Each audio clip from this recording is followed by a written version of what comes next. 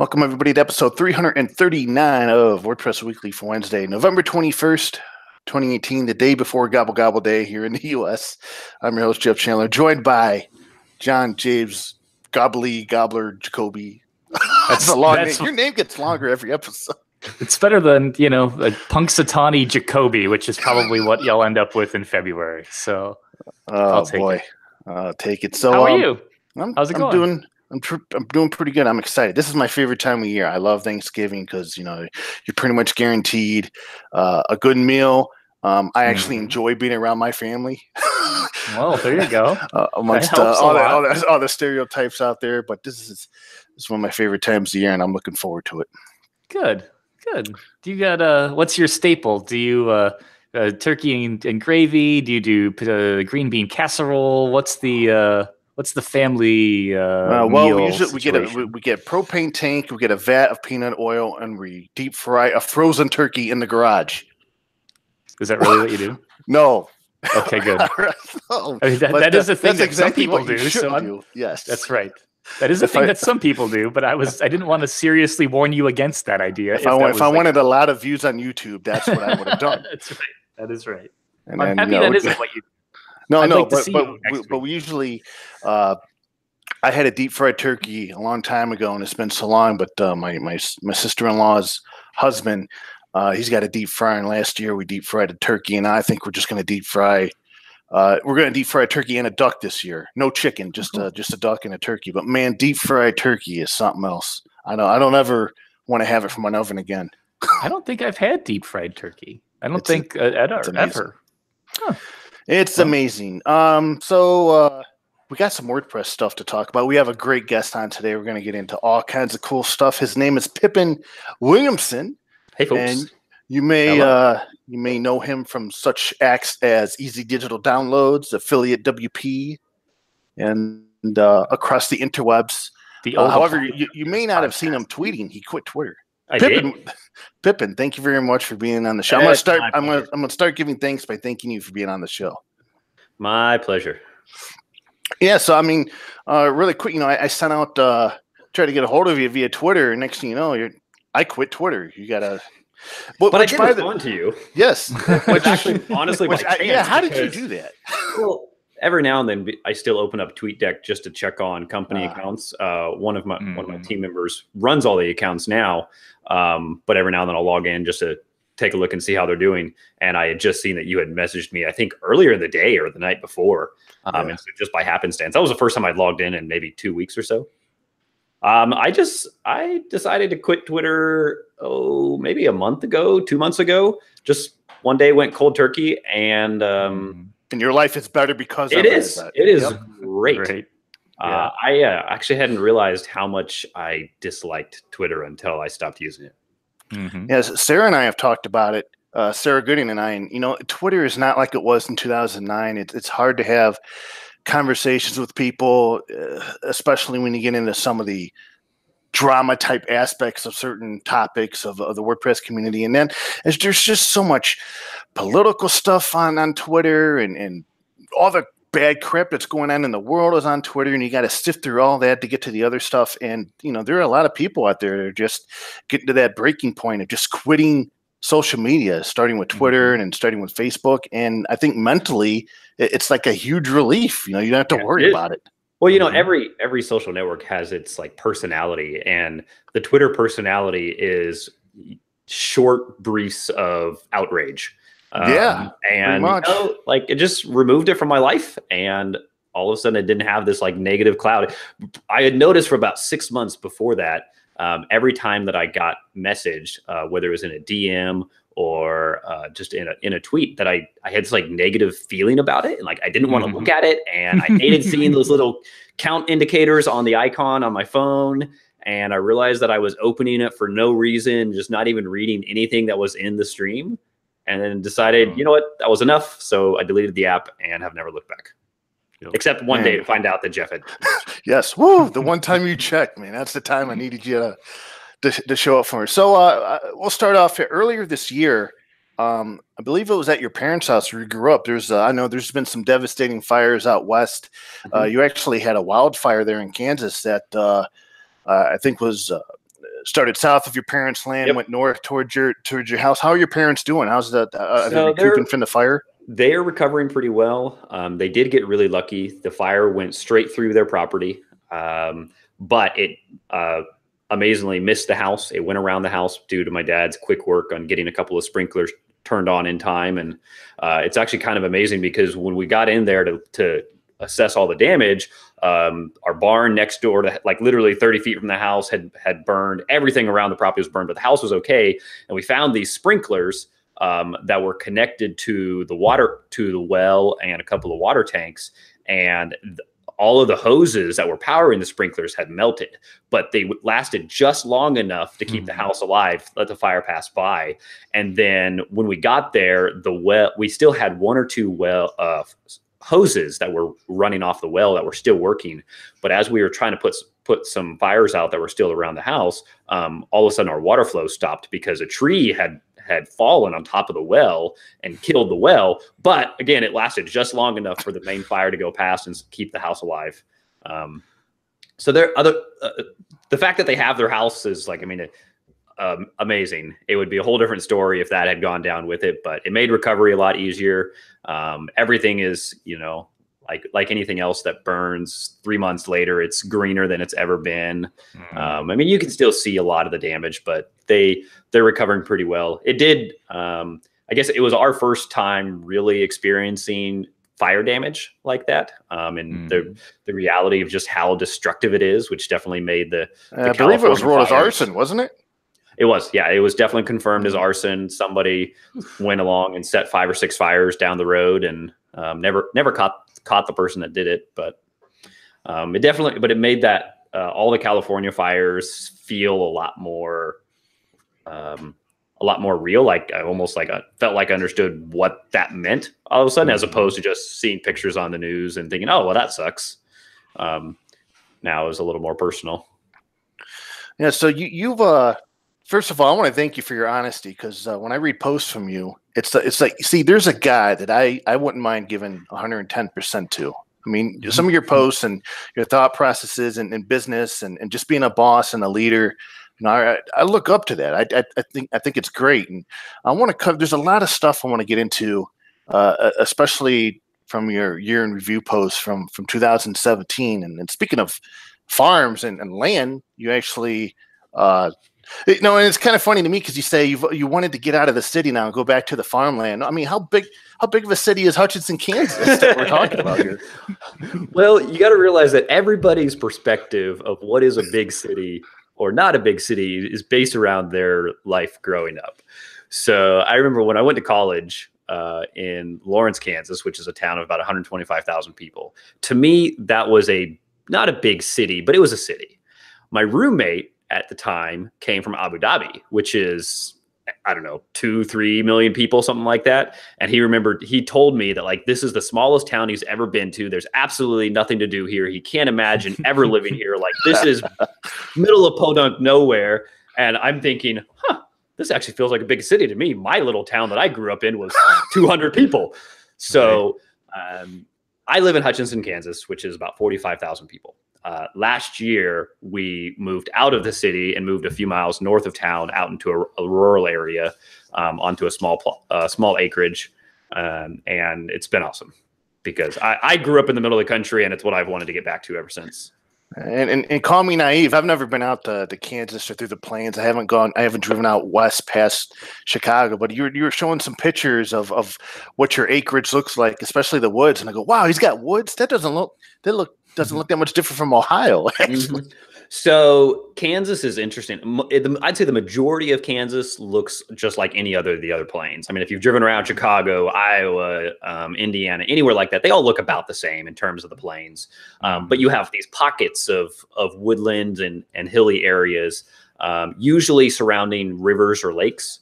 And so we're pretty close to a river, and we're kind of in one of those hilly and areas that has a lot of trees on it. So our property is kind of a mixture of native prairie grass and some little woodland stands. It's 11 acres. And so I'd say the woods are really about 2 acres, really, maybe 3.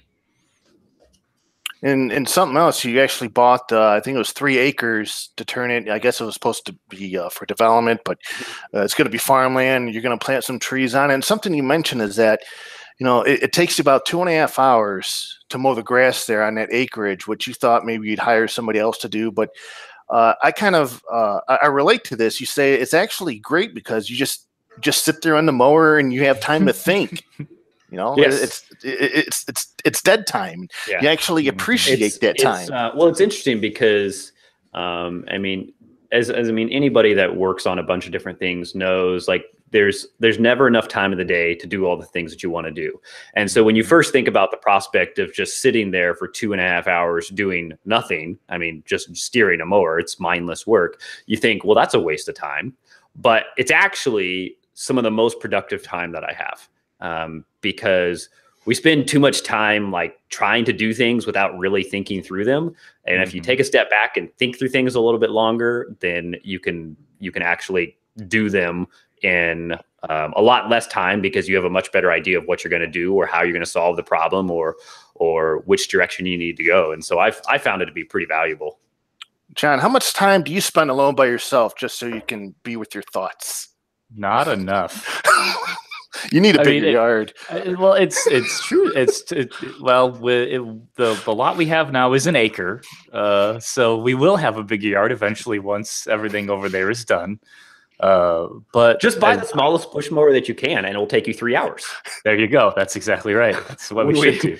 Right now, it's a mud pit, so we have nothing to mow. It'll just get stuck instantly. When we moved last year out of town, I was used to mowing a pretty small yard with a push mower. It takes me 20 minutes or so. And I figured, okay, I'm going to mow this larger area with the push mower because I don't want to go buy a big mower yet. That happened one time. Yeah, Jeff, you make an interesting point, though, because I am totally guilty of having my hobbies be my profession. And so more recently than not, really come to the conclusion that I don't really have hobbies. All the hobbies that I used to like that weren't coding have gone away. Like cars, I'm not really interested in cars anymore because the car I want isn't really achievable. Like playing with music and all that kind of stuff, I just haven't made time for it. I haven't prioritized it. So when I'm bored, I code. And when I want to work, I code. And then when I'm sitting around and I got nothing to do, I code. And so I am totally guilty of like not having lawnmower time for sure. And so I have to like purposefully like sleep in or like loaf around for a little while or like just try to not do. That's what coding. I found interesting with mowing, because it wasn't an intentional, hey, I'm going to take 2 hours and not do anything. Mm-hmm. It was very much well, this has to get done, so I'm going to do it. And it was only as like an afterthought that I realized having 2 hours to do nothing while still getting the thing done that needed to be done was amazing. And I think when the house is done, there will be more of that. I think my most recent like gift to myself where that clicked for me was I bought a drone. Like I've wanted a drone for a really long time, but could never really justify it. And so now, while we're in the middle of living in a basement and not paying any rent, I got. Please tell me that you bought this like within the last week. Within the last 2 weeks, I think, or a week, maybe. Was it after you got back from Kansas? It was after, yes. Because otherwise I'd have brought it with. I would be upset.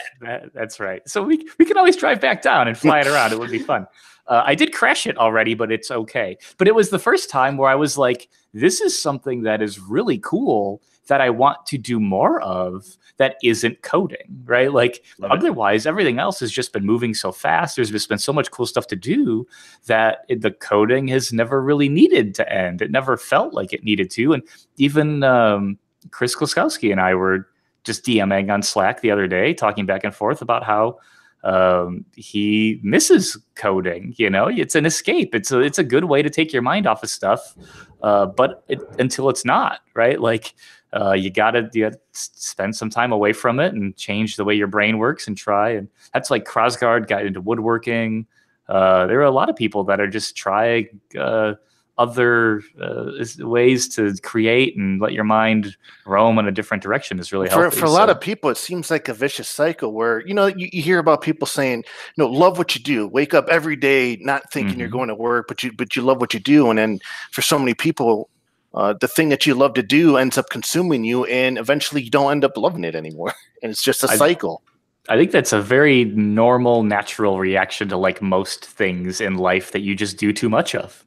Like you have even the things you love, you spend too much time, I guess, with the people you love or whatever else, right? Like you need to be able to spend some time, zoning out, or lawnmower time is what I'm going to call it now. We need more lawnmower time. So getting back into the business aspect of the year 2017, I like, and this is where we get to the honesty part that I enjoy so much from you. Is you talk about being a solo founder, and over the years, you've hired on some great people to be part of your team, and in doing so, they've been able to take over tasks that you were once responsible for, and you talk about how your presence is no longer needed or sharply decreases, and you're able to sort of figure out a way to reestablish your purpose in the company. Describe a little bit about that process you went through. Well, so the first thing that happened, which was completely unintentional, but it was also awesome, is that I pretty much hired myself out of a job. Now, so the unintentional part of that is that I've never brought people on with the intention of like me doing less. The intention has always been so that we can do more. But what ended up happening kind of, and this is the unintentional part, is that suddenly I realized that all of the things that I did or that I do on a day-to-day basis are now being done by someone, and they're doing better. They're being done better by someone else, largely because each person has, no one here at Sandhills Development does one thing. Everybody does multiple things. Some of us do too many things, but because everybody that was brought in had a little bit more focused set of tasks as opposed to me doing all of them, it meant that they were able to do all of those things I was doing better. And so there was no reason for me to do them subpar when they could do them much better. And so eventually I realized that I had basically removed all of my day-to-day responsibilities. And I had a complete mental crisis because suddenly I was like, I am worthless. I am useless. I have nothing to do. I don't know what to do with myself. Because I truly had to figure out repurpose myself within this space that I had built to figure out what in the world to do. Because what I was finding is that yeah, sure, I could jump in and code. I could jump in and do support. I could jump in and do marketing. I could jump in and do all of those things. But most of the time I was honestly more in the way than I was helping out, because I was jumping in and screwing up somebody else's process. Or as Sean, one of our team members, said a few times, it's well, if Pippin jumps in and does something, that's supposed to be a priority. So I'm going to jump off of what I'm doing and I'm going to help finish that real quick. And so then I've just completely screwed up the whatever Sean was working on for the day. And so I stepped back, but it gave me an opportunity to kind of reimagine and re-envision what my role in the company is. And it was a really weird experience. It was awesome because it basically was a testament to bringing the best people on, because the day that you realize that you're no longer needed is the day that you have great people in place. So what is your new role in the company now? Chief Lurker is the role I decided the other day. Lurker, it's definitely true. It's definitely true. But the brick and mortar side of it is where you've really spent the most time recently. Yeah. So one thing that I basically what I ended up doing was taking 6 months and figuring out, what am I doing? What am I going to do with this new role of not having a role? And basically it means I'm going to recreate my role. I'm going to figure out something. I'm figuring out what we're doing. And so I now focus a lot more on the bigger picture of where does Sandhills Development go, not tomorrow or next month, but where are we going to go over the next 10 years? And part of that is a lot of diversification. And so for the last year, I've spent a lot of time building a brick and mortar side of Sandhills Development. which is Sandhills Brewing. So we now have a business in the building that I'm sitting in right now. That's an actual brick and mortar business where customers come in and hand us cash, which is a very strange interaction.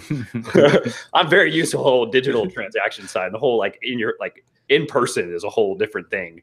So I've spent a lot of time building that and like taking a lot of the lessons learned from building a digital company and trying to apply them to building a brick and mortar company that's all part of the same company, and then bringing them back the same way. So like the experiences of building a brick and mortar business has given me a lot of perspective on the benefits and the cons of a digital company. You get to see a lot of the stuff that's awesome. Like, oh my goodness, the barrier to entry in a digital company is so low. I would never have realized it was that low until trying to build a brick and mortar business. A whole lot less paperwork. It's a lot less paperwork and so much less financial commitment up front. I mean, like so the brick and mortar business, which is the brewery that I've talked on and off about over the last few years. I mean, it has tens of thousands of dollars of investment, up to hundreds of thousands of dollars of build out money before we've ever made a dime. Whereas like we think of a digital business is really kind of the opposite, there's lots of cases where you have, say, a software product that you invest a whole bunch of money into build, paying developers, paying designers, et cetera, before you ever launch it. But a lot of times we look at software products or any digital product as we're going to build this little one and then we're going to scale it up from there and we're going to continue invest in it to grow it over time. You can't really do that in a brick and mortar. I mean, you have to be 100% in before you've ever made a dime. And you're probably going to spend the next year trying to pay off your investment into it, whether that is your own financing, if it's financing from a bank or outside investors or whatever it is, because it just takes so much more. You have to have physical real estate. You have to have physical inventory. You have to have equipment. You have to have legal stuff. You have to have a lot more staff typically. Pretty much by going through this experience, you probably already respected them, but you probably have a renewed respect for small business owners, people who decide that this is what they want to do. I mean, there are people all across the world and in the United States that they have this idea and they're just gung ho. And man, you're right. They have to be 100% involved in it. There's so much upfront that they have to do before they even get a chance to live their dream. It's a lot more clear to me why. I don't know what the stat is, so I'm going to make up a stat. Why 90% of businesses close within 3 years? Like it's like so clear and obvious. I mean, for one, let's put it this way: if we didn't have the software company, I would be homeless because, good Lord. Well, right, and that was the thought. Is it really takes? You need momentum to keep that momentum, and that's not. You haven't even mentioned the 10 or 15 years you spent learning how to even do the thing that you need to sell in the location that you have. Like, you need to be ready to kind of turn the key and open the doors and hopefully start bringing in revenue, because how much runway do you have to go bankrupt? Right. A year, a two, a day, a week? And if you don't already have some income or revenue source to supplement that, then you do need investors, and then you are sort of beholden to people, and then it's a completely different thing. And so to have the capital, to be able to bootstrap it, to take it slow, because there's nobody really urgently pressuring you to get things done. And like Jeff kind of alluded to, and like Pippin and I, we've both talked about it before, like you are incredibly good at starting a thing and seeing it through to a point where other people can run with it. You've proven that with software. Growing up on a farm is you've done that your whole life.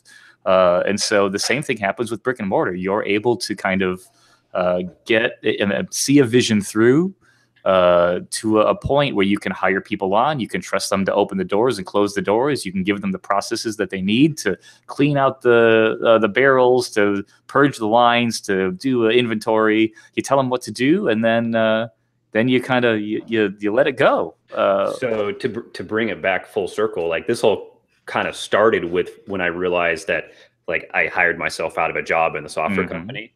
And so what ended up happening is it was like completely mentally debilitating. I lost all motivation to touch software. I lost all motivation to touch the digital side of things. And so I put my attention on building the brick and mortar. Now that the brick and mortar is up and running, so we had a grand opening a week and a half ago. So it's fully up and running. It's going great. What you had to hear was standing room only. Yeah, it was awesome. We had a great time.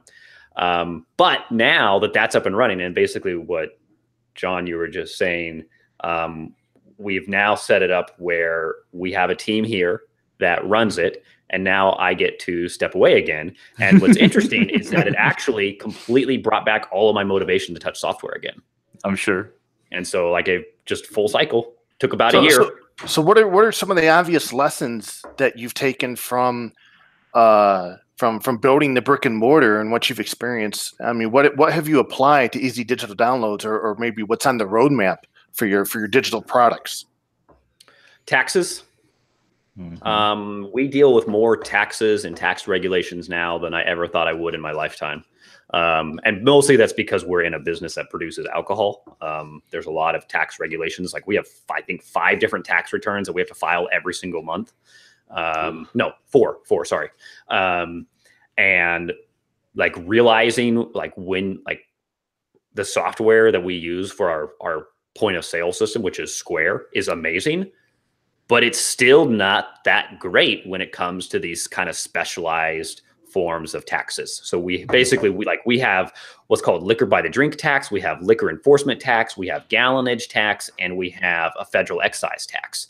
Well, figuring out how much we owe to each one of those government entities for however much we sell every month is literally a manual process. I open up a spreadsheet and I do the calculations, and I don't ever want to do that again. I wish that our system had a way to just automate it. And it has probably given me more respect for all of our customers over the years that have come to us and said our tax features suck than ever before. Because now I'm like, I suddenly feel your pain. I feel your pain. And it makes me really want to like make taxes amazing. Well, and even a good example of that was opening weekend with the food truck, right? Like what is the right way to make sure that everyone is charging the right tax and that everyone is not getting double charged tax, so that you can keep track of the taxes that are what people are paying, so that you know how to account for that when it comes time.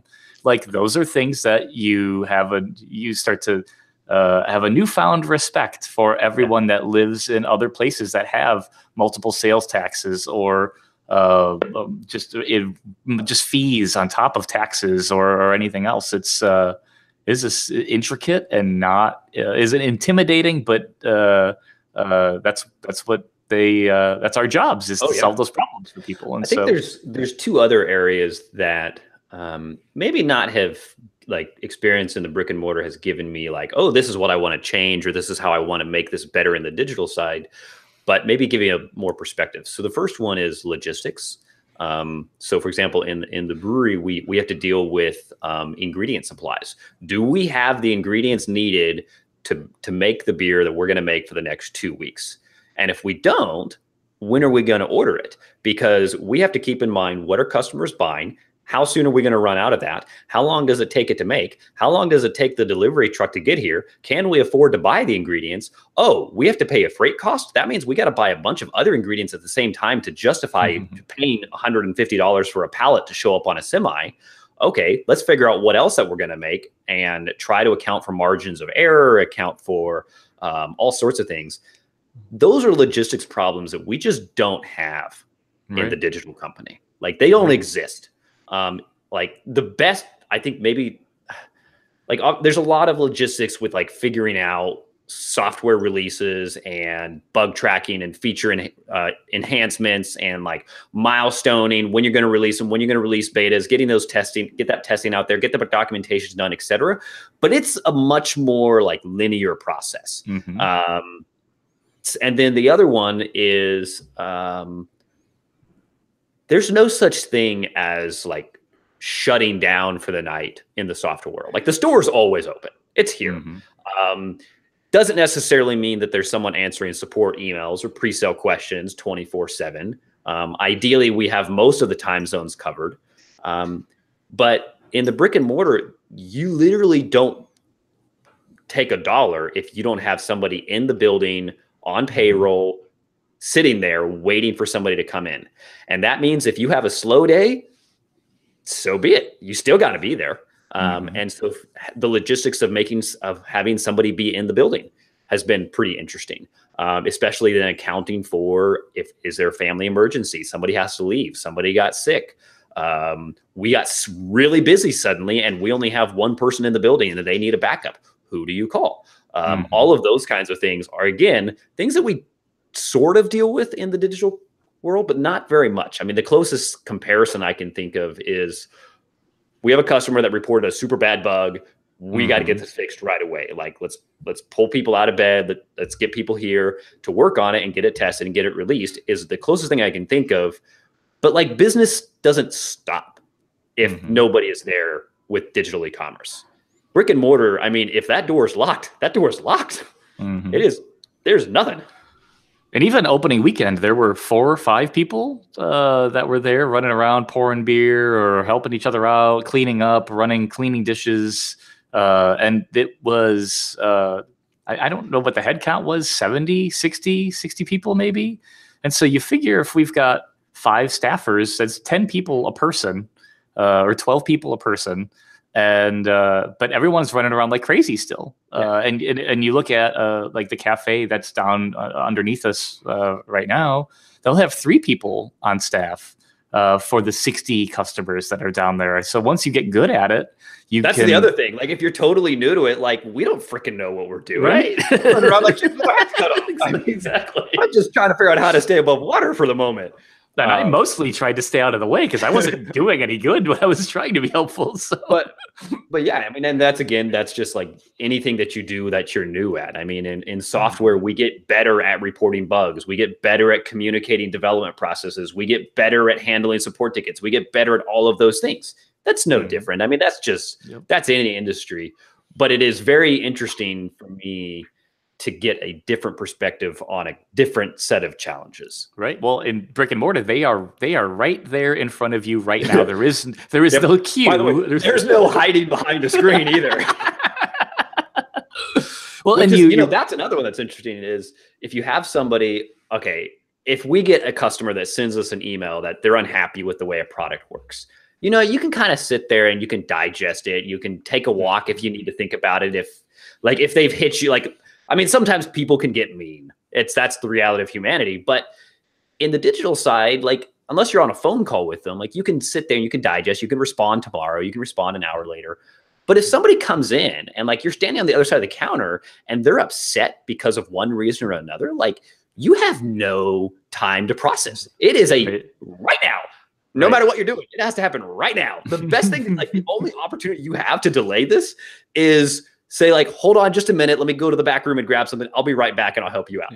And then you can take 30 seconds and figure out, like, let yourself calm down and then deal with it. Like, thankfully, this isn't something we've had to deal with yet, but it's a thing.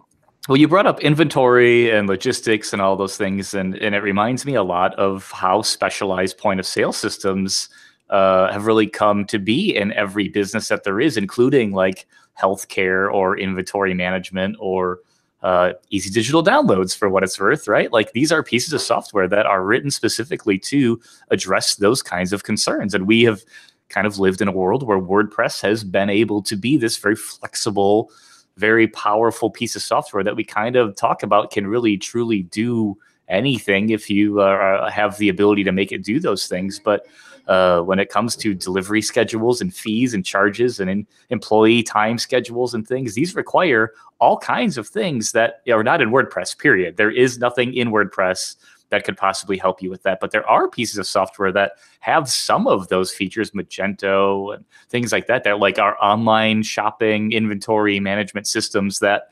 I think people expect for something like WooCommerce to have, and it doesn't, and you have to bolt that on. The EDD comes with some inventory management in it, but it's interesting that it does, considering it's an online digital software, and so there's no such thing as inventory, right? Right, but it's cool that it's in there for the people that need that as a feature. And so, have you looked to see, because you use Square for everything at the brewery, yeah. And so, Square doesn't know anything about ordering or the materials or your recipes or anything, does it? You have to handle that all in a notepad, a book. Yeah, it's all separate. Yeah. So speaking about, that you're not doing this alone. I mean, especially EDD Sandhills, you've got a great team of people that we've alluded to, and something you mentioned, and this comes from the leadership position that you're in, is throughout the year, you and the team ended up making some strategic decisions, and you mentioned the fact that these decisions come from a place where you got to decide what's best for your team, and your team comes first. Kind of describe, where that mindset comes from. So probably the biggest one that we did, this is all over the last year or so. And so if there's any specific example you want me to touch on, you might just have to remind me which one it is. I think the biggest one is price changes. I mean, that was the big one. So there was two that I was going to bring up, that being one of them. So let's talk price changes first. So with price changes, we got to a point with EDD where we hadn't adjusted prices in a long time. Honestly, actually, we had never adjusted prices since, I think, day one, with maybe a few small exceptions.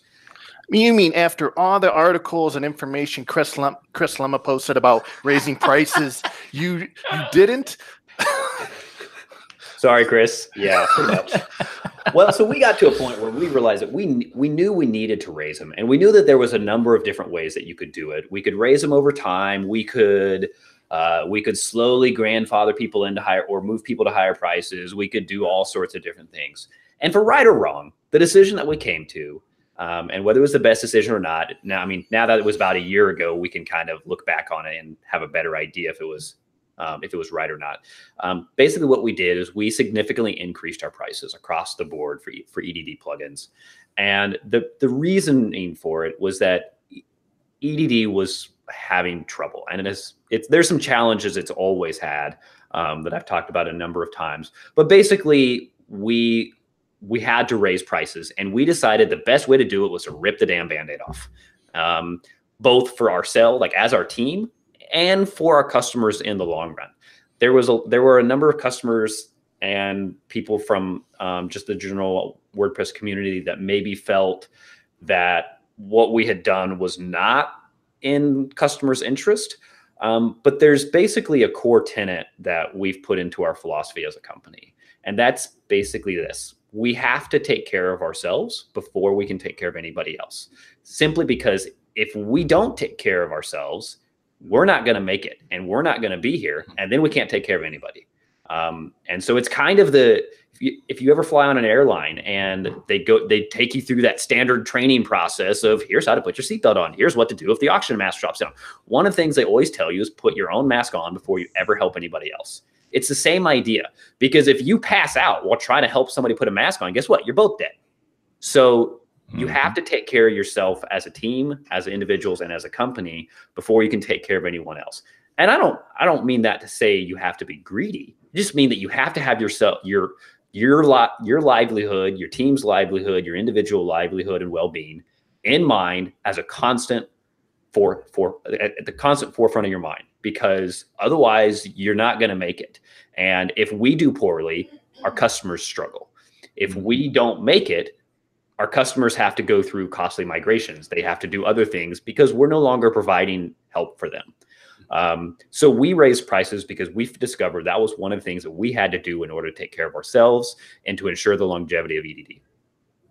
Yeah, because at one point, I guess in previous years, you've kind of expressed, and this was a bit shocking to me, you say that you kind of felt, or maybe the team felt, that easy digital downloads was a sinking ship. It's always had holes in its in its hole, if you will.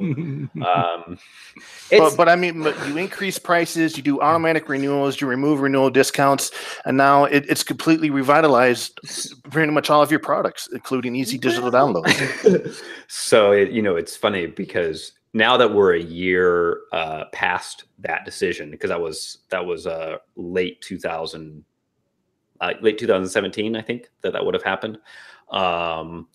We still have challenges, and we'll be honest, it hasn't solved all of our struggles, but it has completely changed our struggles. Like our focuses the things that we have to work on now are not the things that we were working on a year ago. We've described EDD sometimes as a sinking ship internally, not to say that EDD as a product is dying, because it's far from that. But we have this interesting juxtaposition of products within Sandhills development. And it's basically, if we look at Affiliate WP and if we look at easy digital downloads, it's very easy if you are on the EDD team to feel like you're a sinking ship, because for a whole slew of reasons, Affiliate WP just kind of sits there and does very, very well, but it doesn't take a lot of maintenance. I can tell you one of the core reasons for this is that Affiliate WP is an add-on to somebody's existing store, whereas EDD is the store. Which, by the way, in 2017, you list these revenue numbers. Affiliate WP did $901,000 in sales, and Easy Digital Downloads did 946. So it's right on par with Easy Digital Downloads. Affiliate WP is about 30% bigger than EDD now. Wow. But its team is actually the same size or smaller than it was last year. Smaller. Because Affiliate WP, for lots of different reasons, is a very easy product to maintain with extremely high profit margins.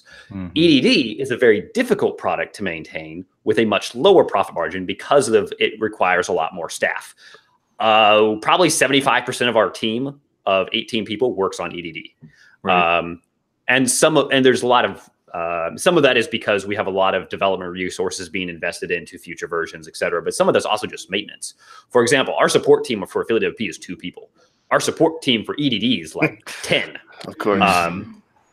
And so it's interesting because we actually have 2 different perspectives inside of the team. If you're on Affiliate WP, as an example, it's very easy to look at EDD and be like, why doesn't Affiliate WP ever get attention?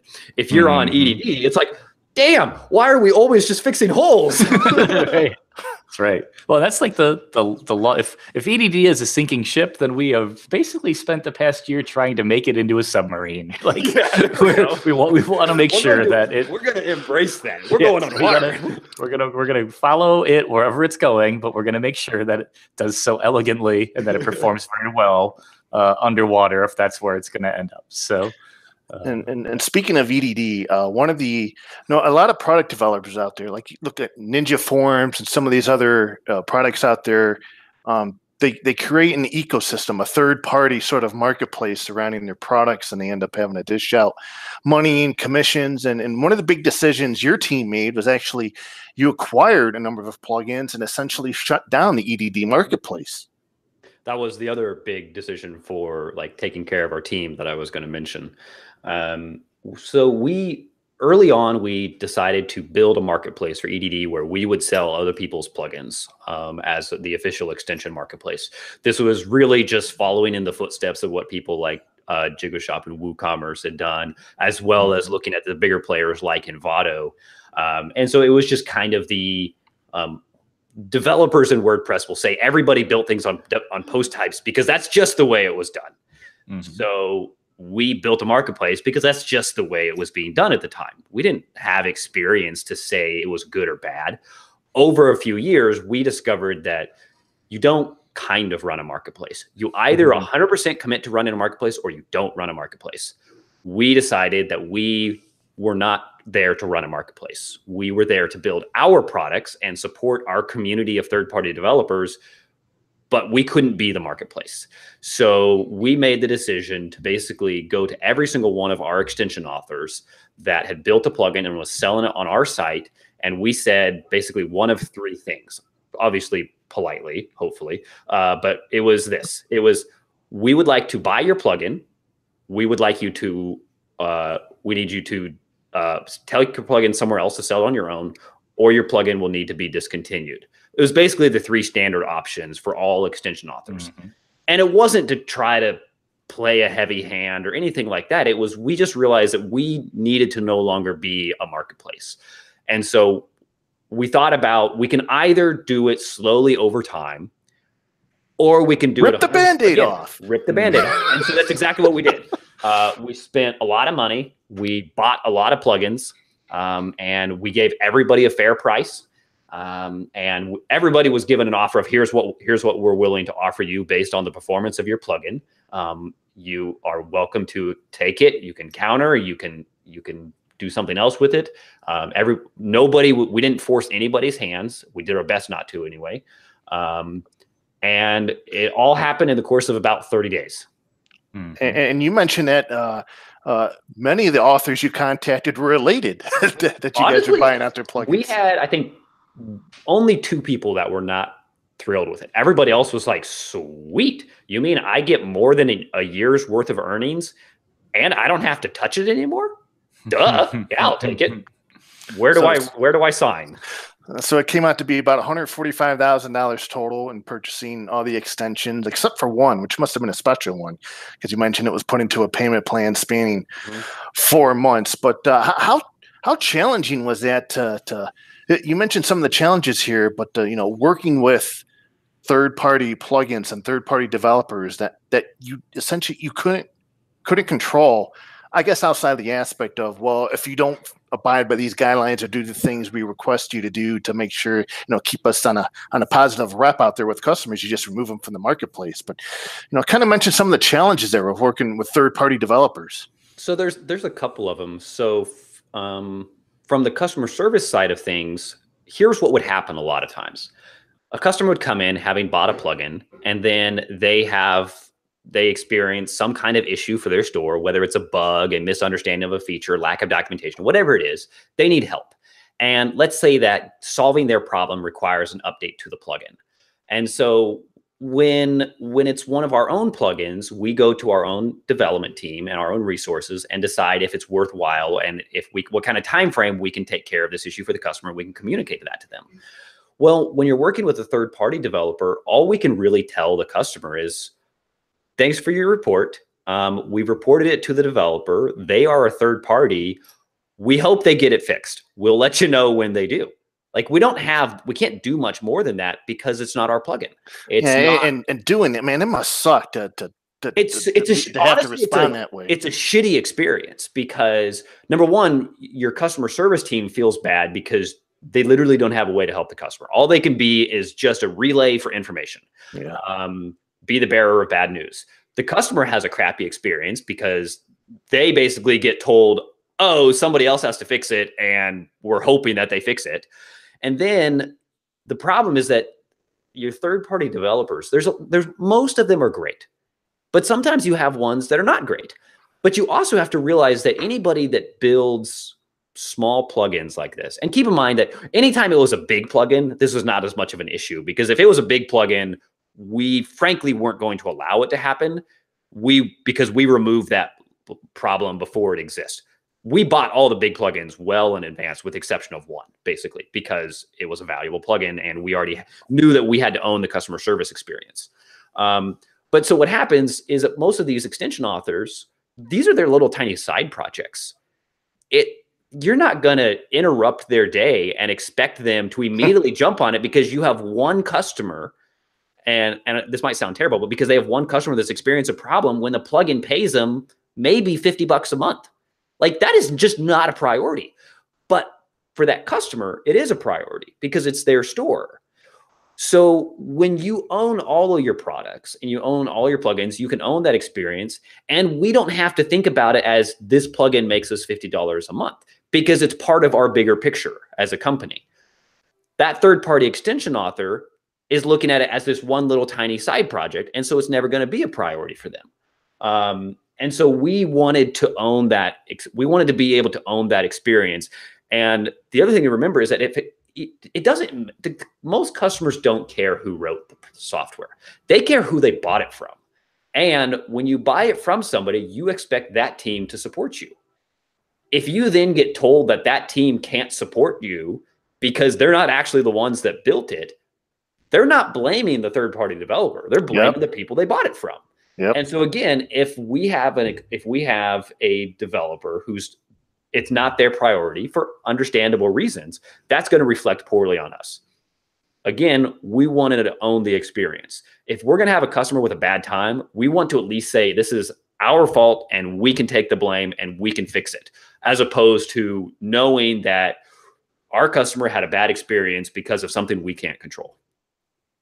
Well, with the EDD marketplace now, no more. Must have been a huge weight lifted off the team's shoulders. You no longer have to deal with that. It was awesome. Like, and don't get me wrong, like that doesn't mean that we don't like third party devs. I love our third party devs, and it's a huge part of our ecosystem.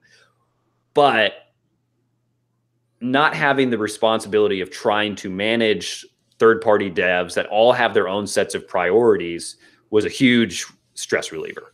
Yeah, well, it's a utility, right? Like it's a service that's being provided that it doesn't end up making you happy, right? Like if you're not happy running it, then you have to break it apart or find somebody else that's willing to run it in a way that you think does everybody the service that they deserve. It's the right thing to do. And before we wrap it up here, because I know we're getting about an hour into it, I wanted to talk about a special point in your post that hit home for me, and this is, again, while I appreciate your honesty, but you talk about one of the toughest decisions you've made. Two of the toughest decisions you made is firing, the process of being the boss and having to fire people. And what I like is about this is you actually go through the process when you talk about the process of firing someone where you have all these questions like, do they have the funds set aside to get them through a period of unemployment? Will this somehow negatively impact their family? Do you worry about them? Do they have children to support? And you talk about the extreme difficulty in this process of firing. So kind of talk about that. And I guess it doesn't get any easier. I think it gets easier only because once you've done it a couple of times, and honestly, I hope no one ever has to fire somebody. And if you relish if you enjoy firing somebody, fuck you. Seriously. Because seriously, you're just an evil person. This is a bad setup. Yeah. I think the President of the United States fits into that category. I'm not touching that subject. Nope. But it gets easier because you realize. I had somebody tell me once that once you have realized that you have to let somebody go for whatever reason, the sooner you do it, the better, because it's not going to get any better by delaying it. So I think it gets easier to make that decision because you have the experience that says, yes, it is the right thing to do. It will be okay. And there's a certain point which you know that you have to walk away from it. So you're right. You ask all of those questions. Do they have enough money set aside to go through unemployment? Do they have another job lined up? If you fire this person, are they going to get another job? Because what if you get used as a reference and you have to be honest? You can't lie to this next person. And that then affects their ability to get another job. What if they have kids and they can't suddenly pay their bills? I fired somebody once and I knew that they would be homeless in a month. And I'll be honest, that's a pretty shitty realization to deal with. But then you also have to realize at a certain point that you can't be a charity. And sometimes maybe you can financially be a charity, but you being a charity actually hurts the rest of your team as well. So it's not just doing a financial disservice to your company, it's doing a mental disservice to your team, because sometimes people are the wrong fit. Sometimes it's their attitude. Sometimes it's their lack of production. Sometimes it's who knows what. It's a pretty hard experience. And we had to go through it last year around November. And you also then worry, okay, if we let this person go, what does the team think? So if today we've got 18 people. And if we let somebody go tomorrow, like are other people looking at that person leaving and wondering, why are they leaving? Like, is the company struggling financially? Am I about to lose my job? Are we downsizing? Do I need to worry? And so then you have to think about like communicating all of that to your team. Like, there's a certain level of sharing that you probably shouldn't do of like, oh, well, this person just sucked at their job. They were shitty. You don't want to be that. But at the same time, you have to try to figure out how to communicate to reassure your team that we're not about to fire all of you. We're not about to fire 5 of you or anything like that, without also just bad mouthing this person that you just had to let go. And that's a touchy balance. So yeah, it's a pretty. So yeah, because you describe, the objective side of your brain said, well, this is the right choice. I mean, everything is there to point that this is being the right choice, but the emotional side, of course, you're gonna struggle with it. And I really respect you for having these questions, thinking about these questions when you're put into a situation like that, because I wonder how many people who are in that position to be able to fire someone has any of these concerns, even thinks about this stuff. I don't think it's as common. I would hope it's most people. I would hope it's most, but unfortunately, I would hope probably not. Yeah. Somebody told me once that if you're at a point where you actually feel like you have to let somebody go, they probably already know it too. Yep. And so that helps. That really put it in perspective for me. That it's usually not a surprise if that's a decision that you've come to. Like, there have been multiple conversations that have happened, or multiple instances that you can point to, and it's as long as you're upfront and honest and straightforward with people. But not always. I think generally yes, especially in small teams. One of my friends here who works for a completely different industry got fired out of the blue just a couple of weeks ago. Had no idea it was coming, and it was. I remember you talking about that. This little tiny incident that happened like a year and a half ago, and he just gets a call from his boss that says, "Hey, I need you here. Come to the office." Gets out of his truck, and his boss, the first thing he says is, "I'm sorry, you're being terminated. Hand me your phone and your laptop." That's a complete surprise. And I think some of that is some of the difference that you're going to see in, say, small companies and much larger corporate entities that have large HR departments, et cetera. Like in that scenario, it wasn't his boss that was firing him. It was the HR department that is this faceless entity in some other part of the country that has given this executive decision to his boss, and his boss has to deliver the bad news. His boss was as surprised as he was. That happened to me. I got fired in like 2001 or 2, the same exact type of setup where, that's like a story to tell on like a different episode or like over beers somewhere. But it wasn't until like 2 years later, from people that were like still working there, that we like solved the mystery of why they thought they even fired me, because I had no idea it was even about. And it was something that someone else had done that I was like not even a part of. I didn't even know who this guy was. And they thought that I was involved in something. And I was like, I have no idea what you're talking about. And they just built a case. And they said, okay, well, it's time for you to go. And I was like, I have no idea what you're even talking about. Like, okay, I guess then I guess I don't want this job anymore anyways. Like, it's fine. By the way, John, we have some surprising news for you right now. Pippin? All right, well, yeah, Jeff and I got together early on, and which one of my 2 bosses is going to fire me right now? We're fighting over it before the show started. Jeff really wanted to deliver the news. Yeah, thank you. So one of the things you end your post with, I mean, you talk about, one of the goals you've accomplished is sustained profitability with your company. But let's talk about the long term of what you're looking for, and then we'll get a quick update on the various products that your company is working on, and then we'll wrap up the show. But you talk about insulating the company, and you talk about what do you want to do in the next 25 years, and you describe building a team and talking with people who have been able to have employees with average tenure of like 25 years, people who stick around with the company for a long time, which I think today is unheard of, especially like with all these remote worker type jobs where it's just people switching from company to company because you can. I mean, you work remotely, you don't have to travel anywhere. But you talk about your sort of desire to build what you call a lifetime company. Well, and a lot of this came out of my mental struggle when I realized that I had hired myself out of a job, and kind of made me realize, like, what do I want to do? Like, do I want to just lead a software company for the next 5 years? Do I want to sell it and walk away? Do I want to hire somebody to replace me as the head of the company? What kind of like all of those just thoughts, a lot of my lawnmower time of just thinking.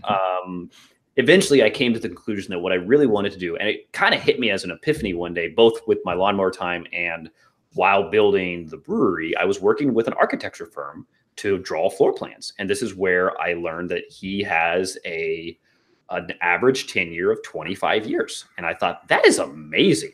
Yeah. Like he lost his first employee like in the last 2 years because she retired. That's pretty cool. That's something to commend. And it's not because you're just hiring these people that are just doing a 9-to-5 daily grind and they have no desire to move up or anything. These are people that actually want to be here for 25 years. And so I started thinking about, like, how do we look at building something like that?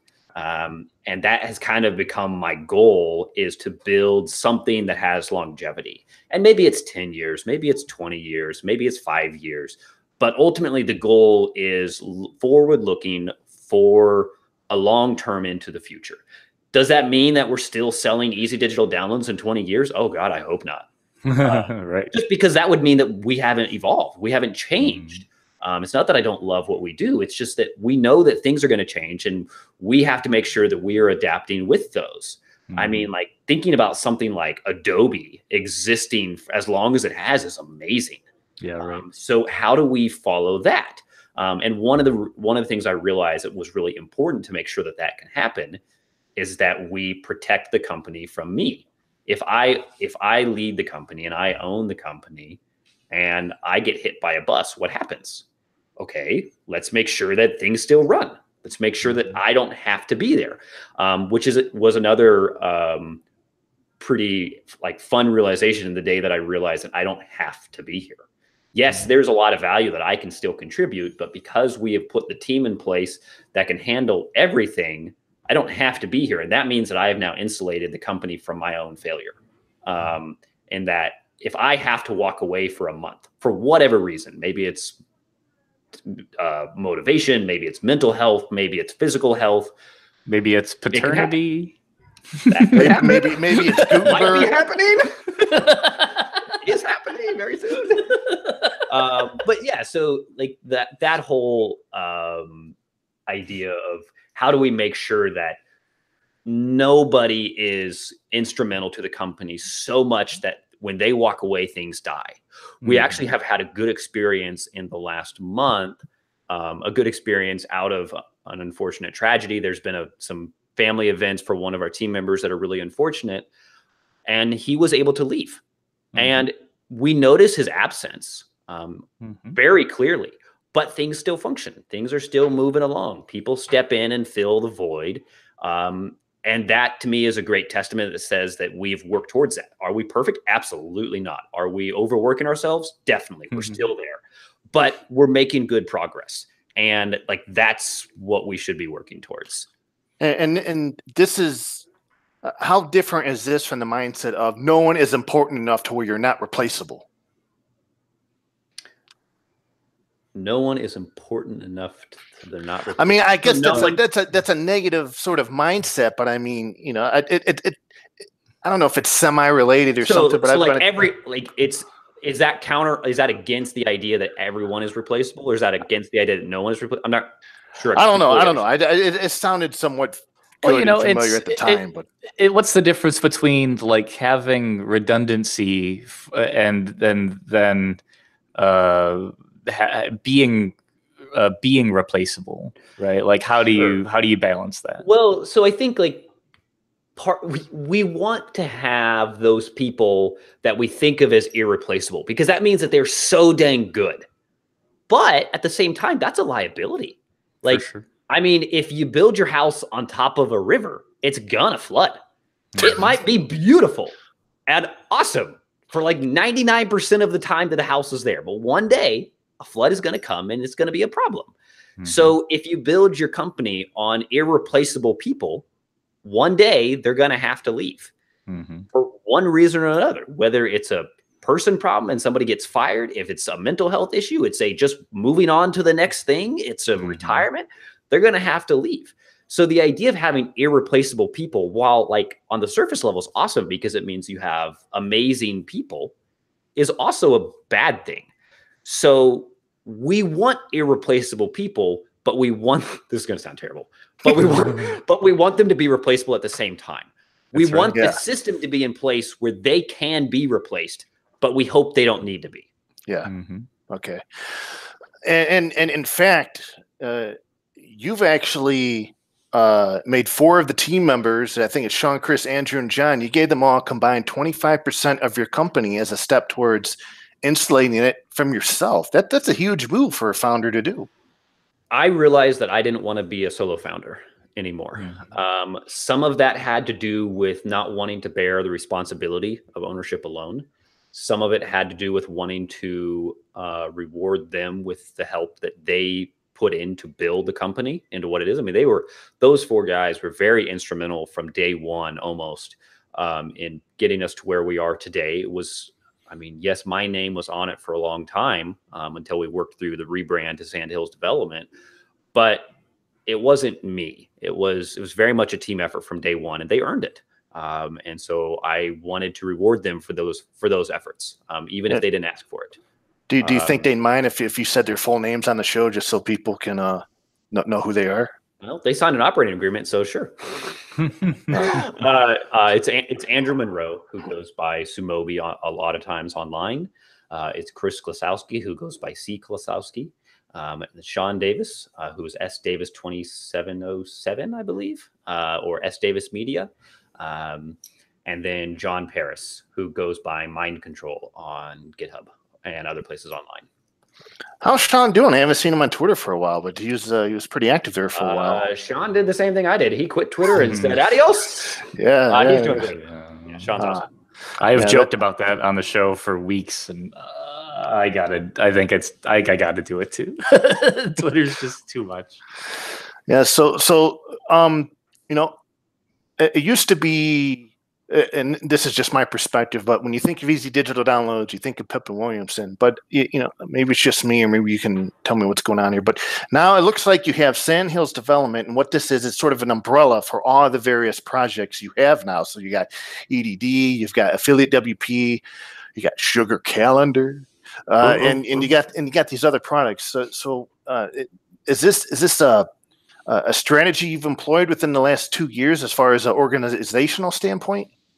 Yes, it's a couple of things. Number one is that I wanted to have an overall umbrella company, if you will, for all the different things that we wanted to do. Number two, I wanted to have one that was not personally tied to my name. There's a lot of reasons that we could get into on that. I know that we're a little short on time, so I'll just leave it at that. And I wanted to have something that also a place that we could build new things underneath of. We don't need to have a new company for every single product that we build. Yeah. So now there's a number of things underneath it. There's Affiliate WP, our affiliate marketing plugin. There's Easy Digital Downloads, the e-commerce. There's Restricted Content Pro, our membership plugin. Sugar Calendar is our event calendar plugin. It's actually one of the oldest plugins under the Sandhills Development name, but it's a old plugin that was very much a little tiny side project that we are in the prospects, mostly John here, in the process of building it into a full-blown platform. And then there is our most recent one, which is WP Simple Pay. WP Simple Pay is a plugin that we actually just merger acquired with Phil Dirksen. He joined our team and brought the product with him. And then it's also the umbrella that has things like the Sandhills Brewing underneath it as well, and anything else that we decide to do down the road. Awesome. Yeah, and I would guess that it wouldn't make selling off portions of things, if it gets to that point, if it makes business sense to sell portions of your company off without selling the whole thing, you're able to do that. So yeah, one of the a piece of advice I got a long time ago that has really stuck with me was that anytime you build a company, you should build it to sell it. Not to say that you should sell your company or that you're planning to sell it, but if you build it with that mentality in mind, there's a lot of choices that you're going to make. Everything from organization of the company to logistics, to the way people are organized, to your finances, all of those things. If you build them with like that mindset of like, I need to build it so that it can be sold, everything works better. Your finances work better, your logistics works better, your legal organizations work better. And if that day comes that you decide you want to sell one or the right offer comes in, you're set up to do it without suddenly having to spend a year trying to get your shit together so you can actually hand something over to somebody. Yeah. Yeah. So, well, and the nice thing about it being the like Sandhills development is that it kind of vaguely implies software while not necessarily meaning software. Right. And that was a really important part of the naming, is that we wanted something that was kind of agnostic to anything. Like one day we might decide that we want to go into real estate. So we mentioned earlier that we bought a piece of land to turn into a park. Maybe we literally go into Sandhills development, like building literal sandhills to build a park. Like kind of cheesy, but whatever. Like the point is, a part of trying to build a company that is going to have longevity over 5, 10, 25, 50 years is being agnostic enough to the industries that you work in that you don't have to rebrand every time you transition to something else. Yep. For the record, rebranding is really freaking hard. So 2 questions here. First, are we going to see a 2018 wrap-up post from you? I hope so. Yes, you will. And second, I am not going to let you leave this show without you giving us your opinion on Gutenberg. Damn it. We made it so far into the show without saying the G word. That's right. All right. So my opinion on Gutenberg is, number one, that it will have fundamental and deep effects on the WordPress ecosystem, especially on the WordPress product ecosystem. I mean, we can think about, for example, page builders are going to be in a really interesting position in the next year plus. They are now in a position where they have to either accept that they are getting replaced or figure out how to set themselves apart well enough that they can remain relevant. It also has a huge impact on development of WordPress products. Like, WordPress for a long time has had this super easy barrier to entry for developers to come in and build a little product on it. In some ways, it's been awesome. Some ways, that's terrible. It's part of the reason why we have some amazing products in WordPress, and we have some really just bottom of the bucket products. It's because the barrier to entry is so low, anybody can get in, and that's been something to celebrate. The barrier to entry with Gutenberg as a developer is very high. I think you can argue that's a good or a bad thing, so I'm not going to get into that. But so it will absolutely change it. I know it will change a lot of people's. I don't know where it's going to go yet, but over the course of the next 6 months, we are going to see whether it is the greatest thing or the worst thing that's ever happened to WordPress. And I'll be honest with you that I don't have. Be quick. I think it's going to become apparent very quickly after it's shipped. I don't have a prediction on which it is. I personally really like the drive to acknowledge that something has to happen and just get shit done. I salute that a lot. I applaud that. I don't love the way it's been done. I'm trying to be diplomatic here. Well, you and many other people in the community. So there's a lot of opinions out there, and I hold a lot of these too. That it's a little bit of it's interesting because there's been a lot of very well defined rules and guidelines for WordPress core development. Everything from the way that it's tested to reviewed to how who can put things in, who can't, how well this is communicated to the development world, how well we maintain backwards compatibility, what people have the ability to commit to WordPress core. Gutenberg kind of threw all that shit out the window, like from day one. I mean, Matt said what got us here isn't what's going to get us there, but what we're seeing about what's going to get us there right now seems crazy. Yeah. So there's a part of me that says that probably happened. All of those things got thrown out the window because that was the only way to get it done. And I have a pretty high level of respect for the willingness to make that decision. But it's also a pretty hard decision to stomach at the same time for all of the businesses like us that have built their livelihood on top of WordPress. And so it's going to be a real interesting 6 months after 5.0 comes out.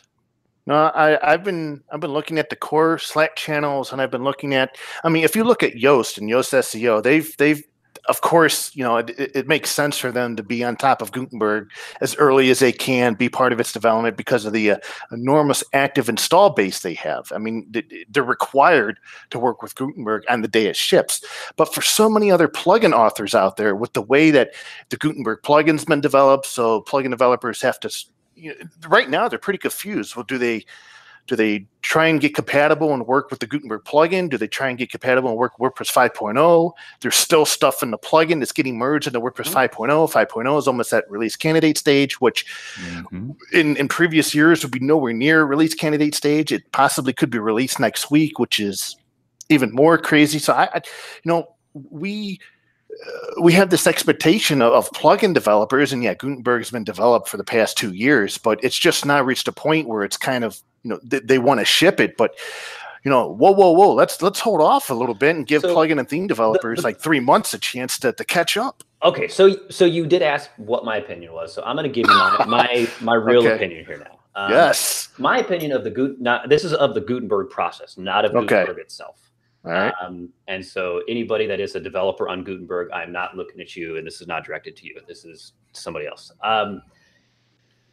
We have had a complete shift in like what is okay and how the review process works. Like the fact that release candidate is maybe next week, but like it was literally like 2 weeks ago, it was announced that it was going to be November 17th, and then it was delayed a couple of days, and we literally don't know. And there has been just an absolute flood of bug reports and different issues coming in that any time in the past would have absolutely stopped a release. Whether it's accessibility problems, some of the bugs, some of the backwards compatibility, all of these things would have, no questions asked, would have stopped the release. Whichever WordPress release lead it was at the time would have said, no, we can't go out until these are addressed. They would have been fixed. They would have been, or things would have been punted. They would have been communicated. All of that has gone out the window. To me, the urgency to release Gutenberg is this, all of a sudden it is driven by, like, you have to ask, why is there an urgency? The urgency to me says that WordPress is no longer owned by the open source community. WordPress is owned by a bunch of investors that have a lot of money and have a lot of stake in WordPress having a bigger stake of the web than something like Shopify, Wix, Squarespace, etc. And so the urgency to release this out is in an effort to appease investors that are worried about WordPress's future and WordPress staying relevant in the world of Squarespace. I think that the development decisions and what's being allowed to happen inside of WordPress today is driven by money. And I think that's really unfortunate. There's my opinion. And I could say, if you browse around on Twitter and elsewhere in various conversations, you're not the only one that holds that opinion. And if you look at the future of WordPress going forward for phase 2 and 3 of Gutenberg and the automaticians that have been assigned to those roles, it's kind of right there for you in the wide open to take a guess as to what's going on. And for the past 2 years, the product lead on all of this to see Gutenberg through has been Matt.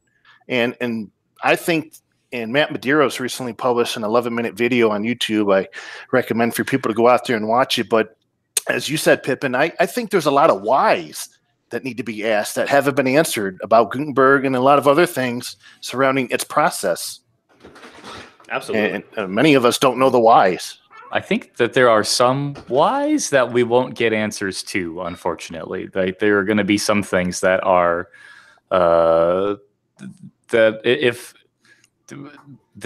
they are true, we're never gonna know. They're not things that anyone's gonna say yes to. The thing that a friend of the show, Martin Rand Hendrickson, has given talks and said before that communities like WordPress, because we are open and as open as we are, and taking on and solving big web problems, we need big help, and that sometimes the big help that you get isn't the help that you want. It is a project that might be as susceptible to bad actors as any other group could be. It is just a weird feeling when the bad actors are. You have the feeling of people acting badly that are kind of the people that have been around the whole time. So you don't know if it's the people like to be critical or have Illuminati schemes about Automatic or Matt or things, but it could just as easily be Google, GoDaddy, Cloudflare, anyone. It could be anyone, and it might be no one, but it feels definitely off. And that's where I think having answers as to why it feels off hopefully happens at WordCamp US or after or soon, because that's the part where we talked about in the beginning, where it starts to feel fractured, fragmented, like it could be split. And we've got, I agree, not much time after 5.0 to see how split it is, or if it is, and what that means. Hey, maybe the State of the Word Q&A could be extended for like an hour so everybody can ask these questions. Hopefully somebody does. I mean, it's a tough question to ask, but hopefully somebody does. There are many questions. Well, man, I really enjoyed this show. I was pumped up to have you on, Pippin, because I thought it was going to be a great conversation, and which it was. We talked a lot about a lot of great things, and man, let me tell you, again, I appreciate your honesty when you publish these things like this and give us insight into your thought process. And I hear John's going to get you a #1 boss growler or something to that effect. And if you're not, you better know, John. Well, it depends on, when I'm on the podcast, Jeff, you're my boss. Yeah. For 1 hour a week, Jeff, you get to be my boss. So you'll get the mug. Boss mug. I'll take that. But I look at this and I hear from people, and I don't. This isn't really behind the scenes stuff, but I hear from people who have worked with you at EDD and Sandhills Development, and based on the post you write, and I haven't heard anybody really say a bad thing about you. That you are a great person to work for, and just based on the content I see from the outside looking in, you look like a great person with a great head on your shoulders that I'd personally love to give 110% to, and I think John, maybe you sort of feel the same. How much are you giving these days? 99, 100%? I thought you were talking about me there for a second. I'm just kidding. Okay, ultimately, I think it comes down to if you build everything with the intention of taking care of your people, a lot of the other details work themselves out. I mean, there are very few people and very few companies that I would feel comfortable enough. Like not just me, but like having Carrie also, work at the same company, where the environment has to be right, the long-term goals have to be right, the people, all 18 of us, plus anyone that pops in or that's hanging out in Slack or on GitHub or anything, the culture has to feel right in order to plan a future, and for me personally, it's it's having known Pippin for a long time and being open and honest and straightforward and all those things. But to me, those things they just kind of feel like the right thing to be and do. Like they are so obvious the right thing to be and do that those aren't the things that, like, working with Pippin is because we just jam together really well. Like I just like hanging out and doing stuff together. And so that just means that the stuff that we do is fun and exciting and cool if it's software or at the brewery or shoveling dirt somewhere. It doesn't matter because we're still trying to, make the world a better place, preserving areas of Kansas or enjoying a pint or trying to make the web a better place. Like, how cool is that you can hang out with your boss and have a beer that he brewed with him in his brewery? I mean, I want to do that. Come on down. You're Ohio. It's hard to loop around and pick you up on the way to Kansas, but we could find a way. Yeah, I'm just a tornado's throw away from getting the Kansas. Anyways, man, I really enjoyed this conversation. Thanks for coming on the show, Pippin. How can people get in touch with you if they got any questions? And since you're not on Twitter, don't. Which actually, I think it's still listed on all my websites, so I better go take that off. Go to pippin.com, pippin.com, and there's a contact form on there. You can also, if you want to find the products, you can go to sandhillsdev.com and you can find them all there. And as a marketing idea, at the brewery one night, you should have Spot the Pippin. And if they can guess between you and your brother who Pippin is, they get like a free sampler or something. I don't know. It's funny being there and watching the number of people that come up to John or come up to Jay and say, "Thanks, Pip." It's true, because we do have a bunch of regulars that come in that know me and maybe don't know that there's a second one that looks just like me. And they get a nice little surprise with their beer when the other one of us walks in. They're like, "What the hell just happened?" I love it.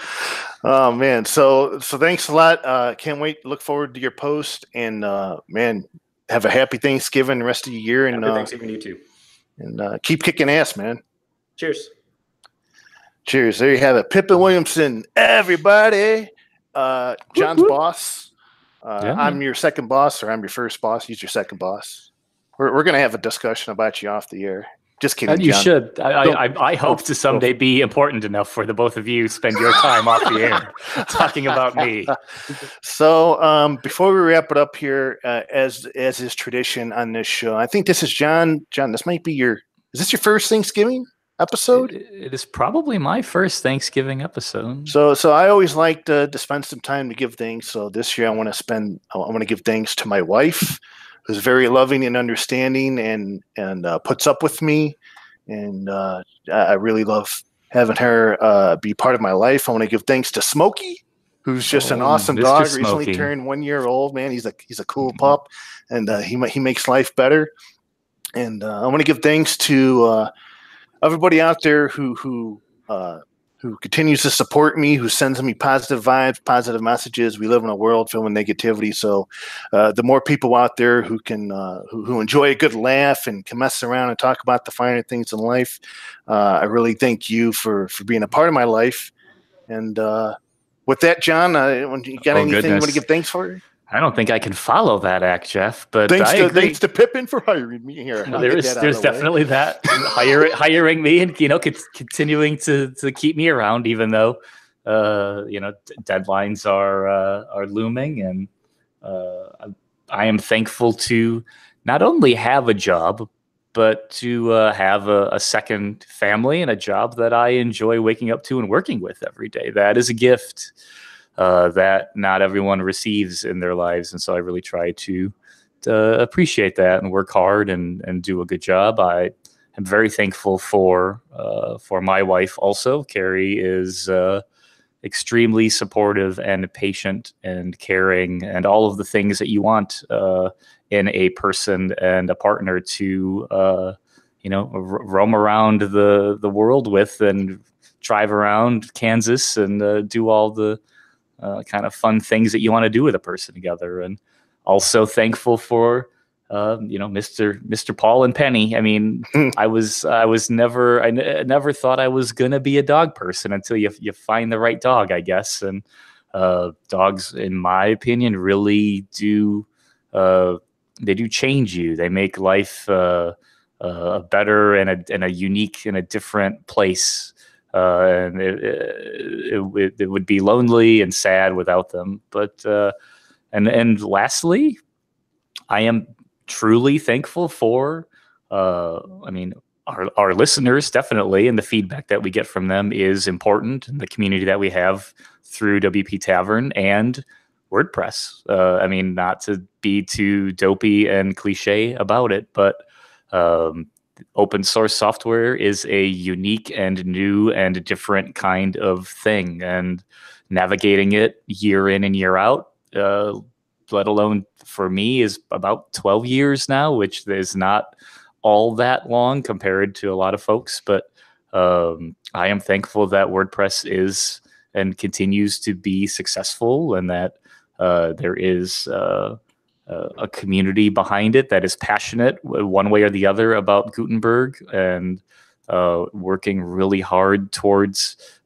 keeping it a good piece of software that is user focused and community focused and all those things. There's a lot of effort and time and energy and passion that goes into WordPress every day. And even though the show, we're critical of things, we tell the news, we put some opinions in, or editorialize things, I don't claim to know everything or anything that's going on any given day, but I am thankful for it every day, because it is all truly a gift that you got to appreciate, and I try to. And I'm thankful for you, John. You know, I'm thankful for you, John. You know? Okay. And that's going to do it for this thankful episode of WordPress Weekly. You can find show notes for this episode and all other episodes on WPTavern.com. And you can follow me on Twitter for now, because I haven't quit yet, but you know, I'm in line to at Jeffro, JEFFR0. And John? Follow me at jjj.blog that I just had to renew because I forgot to update my credit card on WordPress.com, and GitHub at jjj. So we'll talk to you again. Now, next week's episode could be pretty interesting if WordPress 5.0 is released on the 27th. I'm no software developer, but I can see no reason why it would be released next the 27th. But we've all been proven wrong multiple times before, so what do I know? But if it's released next Tuesday, next Wednesday is going to be a hell of a show, and you wouldn't want to miss it. Until then, everybody enjoy a safe and happy Thanksgiving. Don't bring up Gutenberg around the dinner table or any politics or any of that stuff. Just eat turkey and sleep. And watch some boring football on TV. That's some good advice right there. So if you don't have lawnmower time, then snowblower time, whatever you have to do. Yeah, snowblower time sounds good. All right, so love you all. Thanks for our listeners, and we'll talk to you again next week. Say bye, everybody. Say bye, John. Bye, John.